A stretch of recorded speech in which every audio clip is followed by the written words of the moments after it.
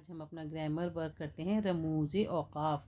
یہ مشکل چیز نہیں ہے، آپ کو سننے میں مشکل لگ رہا ہے، لیکن جیسے انگلش میں ہم سائنس اینڈ سمبلس پڑھتے ہیں دیکھتے ہیں، یہ اردو کے ہیں اور بچپن سے ہم انہیں کتابوں میں دیکھتے آئے ہیں. بس آج ہم ان کے ناموں کے بارے میں پڑھیں گے اور ان کا استعمال.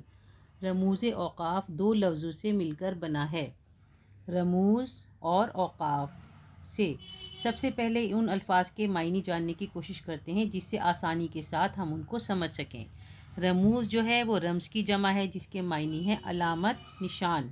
اوقاف وقت کی جمع ہے جس کے معنی ہے ٹھہرنا. ٹھیک ہے، چلیں آگے چلتے ہیں. ابھی آپ کے نیچے بہت سارے کچھ سائنس بنے ہوئے ہیں، علامت بنی ہوئی ہیں اور ان کے نام لکھے ہوئے ہیں اور ان کی تعریف لکھی ہے اور ان کا استعمال لکھا ہے. آپ ان کو یاد کر لیجئے، اگر ایگزام میں یہ آئے گا تو آپ آرام سے لکھ سکیں گے. جیسے سب سے پہلا ہے سکتہ.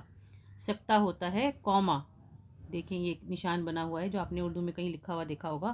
جملے میں مختلف اسما کو الگ الگ کرنے کے لیے لکھا جاتا ہے. جیسے یہ بنا ہوا ہے مثال کے طور پہ، جیسے کچھ نام آ رہے ہیں، کچھ چیزوں کے نام ہیں، لوگوں کے نام ہیں، یا کچھ بھی ڈیٹیل ہے جو ہمیں لمبی سی ہے لیکن بیچ بیچ میں ہم تھوڑا سا وقفہ کریں گے. عمر، زید، احمد اور سلمان گئے، تو دو ناموں کے بیچ میں ہم نے لگایا سکتہ. ٹھیک ہے، اس کو انگلش میں ہم کہتے ہیں کوما. دوسرا ہے وقفہ. وقفہ جو ہے وہ ہے سیمی کولن. اس کو جو ہے چھوٹے جملوں کو ایک کرنے کے لیے، انگور صحت مند غذا ہے، یہ لذیذ ہے. یہ دو جملے ہیں اور ان کو الگ الگ کرنے کے لیے بات ایک ہی ہو رہی ہے لیکن بیچ میں ہم نے تھوڑا سا وقفہ لیا ہے، اس میں ہم نے سیمی کولن دیا ہے. ٹھیک ہے، آگے آ جاتا ہے رابطہ. ایک جملے کے دو الگ الگ حصوں میں ربط پیدا کرنے کے لیے، یعنی تعلق پیدا کرنے کے لیے یہ دو ڈاٹس لگائے جاتے ہیں جنہیں کہا جاتا ہے انگلش میں کولن.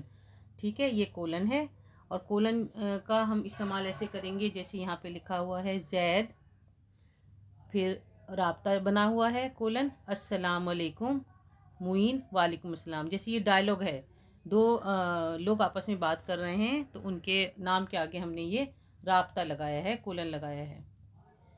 آگے ہے نمبر 4 پہ تفصیلیہ. تفصیلیہ یہ آپ کو اس کے نام سے، اس کے تلفظ سے ہی تھوڑا سا پتہ چل رہا ہے کہ ایک جملے کی تفصیل دوسرے جملے سے کرنے کے لیے لگایا جاتا ہے. جیسے کہ ہم لوگ کوئی ہیڈنگ لکھ رہے ہیں، کچھ کر رہے ہیں، رموز اوقاف مندرجہ ذیل ہیں. پہلے ہم نے یہ لکھا، اس کے بعد ہم نے یہ لگایا تفصیلیہ کا نشان جو ہے ایک ڈیش اور دو ڈاٹ. ٹھیک ہے، آگے ہم اس کی ڈیٹیل لکھ رہے ہیں یعنی تفصیل لکھ رہے ہیں، سکتہ، وقفہ، رابطہ وغیرہ. جیسے ہم کوئی بھی لکھ رہے ہوتے ہیں کہ اس کی یہ اقسام ہیں اور یہ نام ہے، کچھ بھی چیز ہم لکھ رہے ہیں تو پہلے ہم یہ لکھ دیتے ہیں، اس کے بعد ان کے نام لکھ دیتے ہیں. نمبر 5 پہ آتا ہے ہمارا ختمہ. ختمہ جو ہے انگلش میں اس کو کہتے ہیں ہائفن. ٹھیک ہے، یہ بس ایک ڈیش ہے، اس کو کہتے ہیں ہائفن. یہ سینٹنس کے اینڈ میں بھی ہوتا ہے اور کچھ شارٹ فارمز میں ہوتا ہے. جیسے جملے کے ختم ہونے پر اور مختلف حروف کے درمیان یہ آپ کو بنا ہوا نظر آئے گا.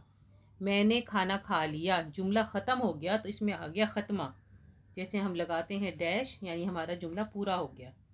اور جیسے یہ ہم نے لکھ رکھا ہے ایم اے، ایم اور اے کے بیچ میں ہم نے لگا دیا. ٹھیک ہے، اسی طرح بہت سارے لفظ ہوتے ہیں جن کے بیچ میں ہم یہ لگا دیتے ہیں. اور آگے ہے نمبر 6 میں واوین. واوین جو ہیں یہ آپ کو نظر آ رہے ہیں کوماز ہیں اور ان کو جو ہے اقتباس کو نقل کرنے کے لیے لگایا جاتا ہے. جیسے کہ کہیں سے ہم نے کوئی سینگ لکھی ہے، کسی کے بارے میں ہم بتا رہے ہیں کہ انہوں نے یہ بتایا، یہ ان کا فرمان ہے، ان کا ارشاد ہے، تو یہ کوماز لگا جاتے ہیں، کوٹیشن مارک. جیسے ہم کوئی کوٹ لکھ رہے ہیں، رسول اللہ صلی اللہ علیہ وسلم کا ارشاد ہے دین آسان ہے، تو اس میں ہم نے شروع میں انورٹڈ کاماز اوپن کیے اور لاسٹ میں ہم نے کلوز کیے. ٹھیک ہے، یہ کوٹیشن مارک ہوتا ہے. یہ سب بہت آسان ہے، جیسے آپ نے بچپن میں پڑھے ہیں، ایکسکلیمیشن مارک ہوتا ہے، کوسچن مارک ہوتا ہے، سب چیزیں ہوتی ہیں، یہ سب اردو کے ہیں.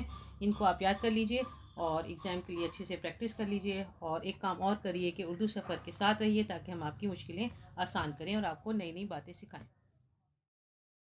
اردو سفر کو زیادہ سے زیادہ لائک، شیئر اور سبسکرائب کریے. اللہ حافظ.